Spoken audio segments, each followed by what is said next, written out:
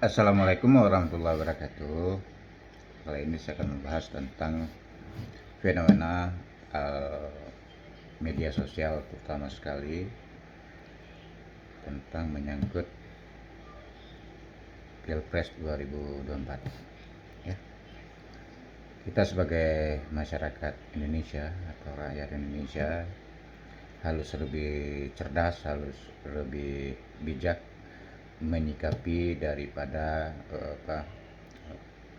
media sosial ya, terutama itu di YouTube, terus juga di TikTok, di Instagram, Twitter, dan juga Snap Video dan lain-lain ya.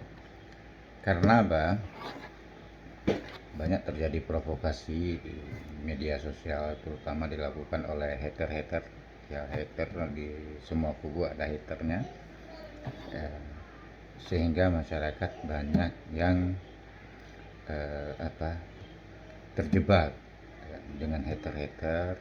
Terus juga hater itu juga banyak polarisasi antara adu domba antara kelompok pendukung salah satu kandidat presiden, misalnya pendukung daripada Pak Ganjar Pranowo habis-habisan mungkin menyerang daripada kelompok pendukung daripada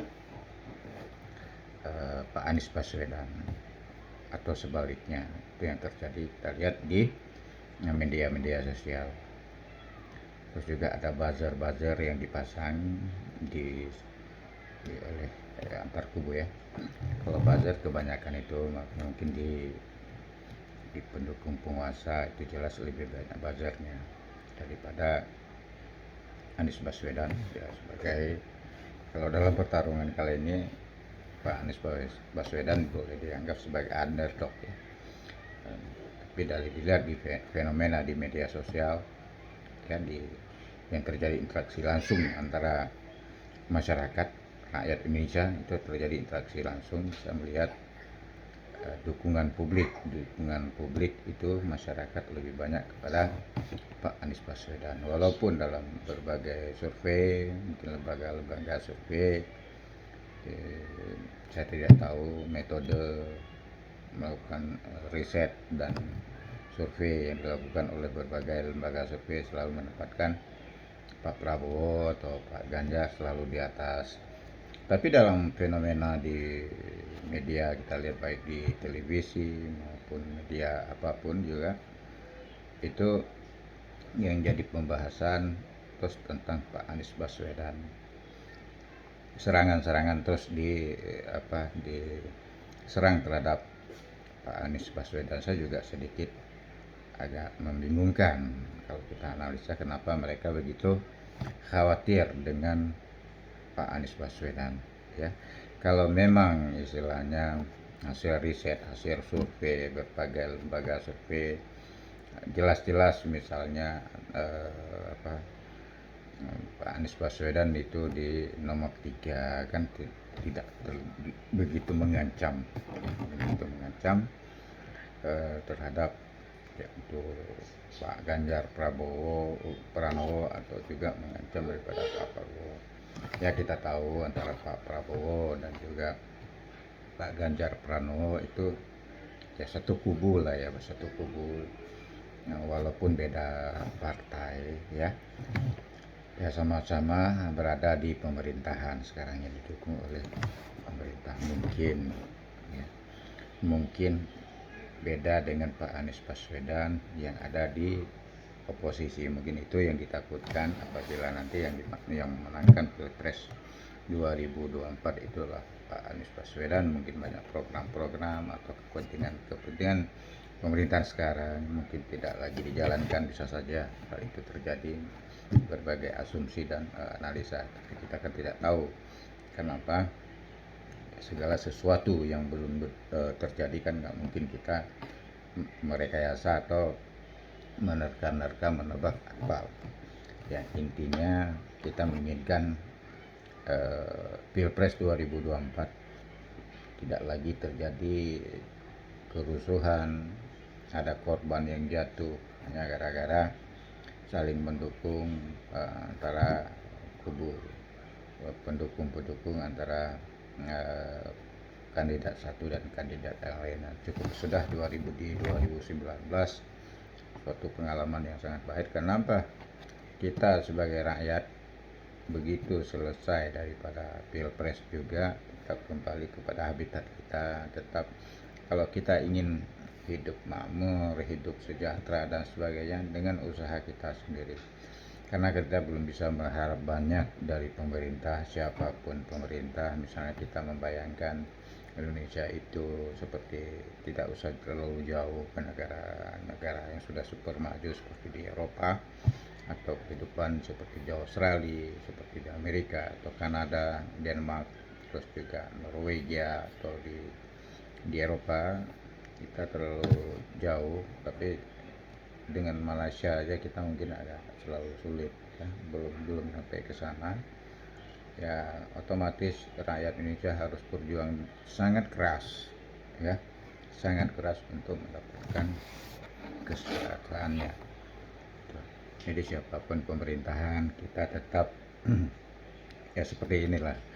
Jadi pemerintah negara belum bisa menjamin daripada kehidupan rakyatnya, itu belum bisa. Misalnya menjamin negara menjamin seluruh rakyatnya mendapatkan pendidikan. Artinya gini, setiap warga negara akan mendapatkan pendidikan ditanggung oleh negara sampai ke perguruan tinggi ya. Terus juga menjamin lapangan pekerjaan, terus menjamin daripada kehidupannya itu tempat tinggal yang layak ya. Seperti kita contohkan di negara-negara seperti di Skandinavia, contoh Denmark. Denmark itu bukan suatu negara yang sumber daya alamnya, sumber daya alamnya sangat berlimpah, tidak, tapi sistem pengelolaan pemerintahan yang benar-benar bersih sehingga rakyatnya benar-benar hidup makmur, aman, damai, sentosa. Jadi sejahtera mereka di sana ya. Bukan karena sumber daya alamnya yang berlimpah, tapi Indonesia negara sumber kekayaan alamnya berlimpah tapi rakyatnya hidup miskin. Karena apa? Indonesia adalah negara dikuasai oleh kapitalis. Kita kan negara liberal, sistem ekonomi liberal ya, sehingga rakyat merasa terjajah. Negara tidak menjamin, walaupun dalam amanat undang-undang 45 butir Pancasila, terus juga Batang Tubuh 45, terus Pancasila menjamin hak-hak rakyat, tapi dalam implementasinya itu sangat jauh berbeda. Kenapa? Inilah yang menjadi PR yang sebenarnya. Jadi untuk cita-cita daripada tokoh-tokoh pendiri bangsa, tokoh-tokoh perjuangan kemerdekaan Republik Indonesia belum tercapai.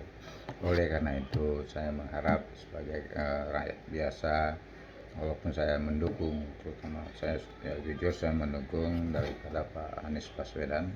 Saya tidak mewakili dari salah satu partai, dan juga saya bukan salah satu dari unsur relawan. Secara pribadi saya mendukung daripada Pak Anies Baswedan. Karena apa? Saya ingin terjadinya perubahan di Indonesia, perubahan dari semua sektor ya, lebih baik depan. Itu kerjaan saya.